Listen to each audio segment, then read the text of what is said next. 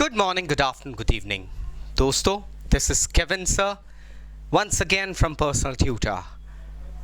आज मैं जो चैप्टर आप लोगों को एक्सप्लेन करने वाला हूं, that is the making of regional cultures. Chapter number 9.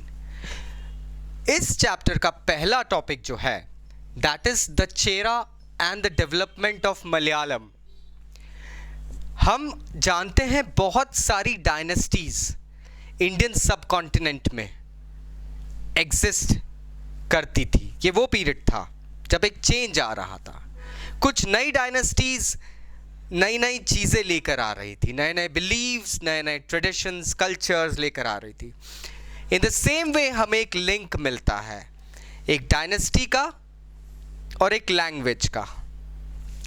अब 9th सेंचुरी की एरा में आज के प्रेजेंट डे केरला की नींव रखी गई थी.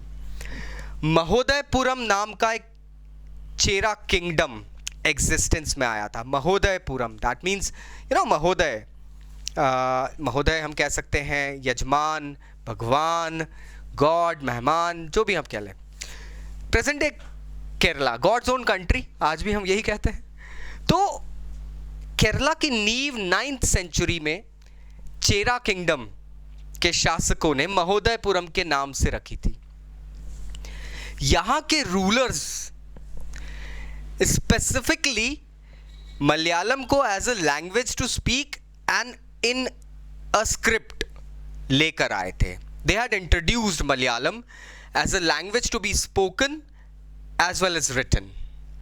लेकिन हम लोगों को यह दिखता है कि इन लोगों का भी बहुत सारा इन्फ्लुएंस जो था वो सांस्कृतिक ट्रेडिशंस पे बेस्ड था.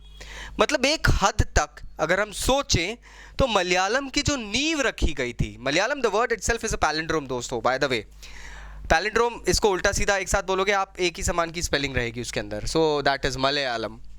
नाउ इस लैंग्वेज की नींव जो रखी गई थी, इस ट्रेडिशन की जो नींव रखी गई थी, कल्चर जो आ रहा था, that was based on Sanskrit text and all.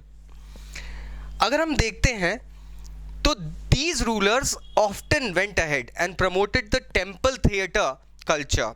मंदिर में जो एक कहानियों का जो संग्रह करके उनको डिपिक्ट किया जाता था, that was called the temple theatre culture.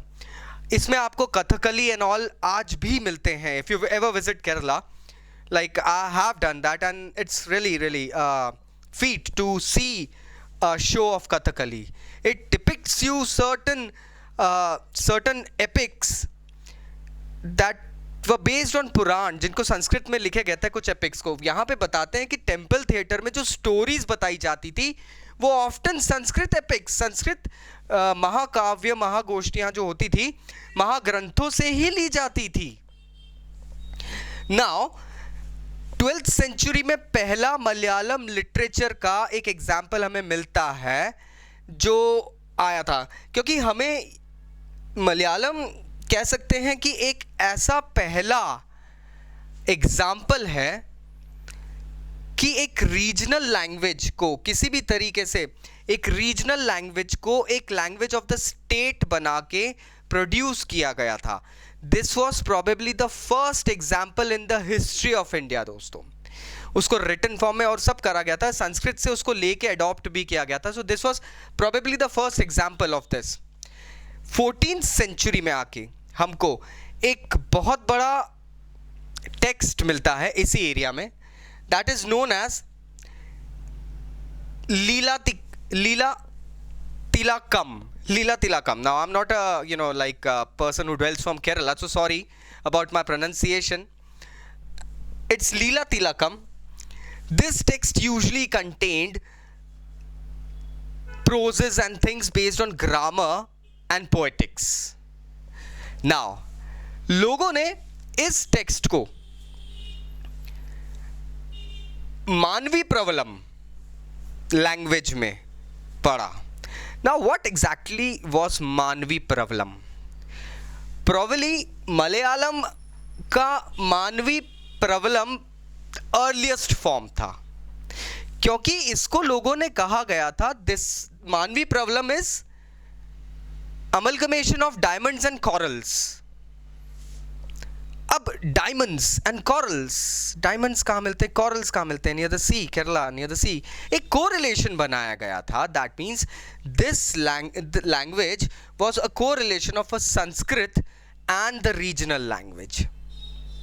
So अब we understand कि how come one kingdom and dynasty too can influence a region by providing some new excerpts into the language and literature things, my friends.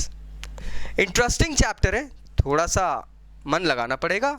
I know you people are smart enough. So please stay tuned. अगर कुछ doubts है नीचे comment box से comment करना मत भूलना. Bye bye.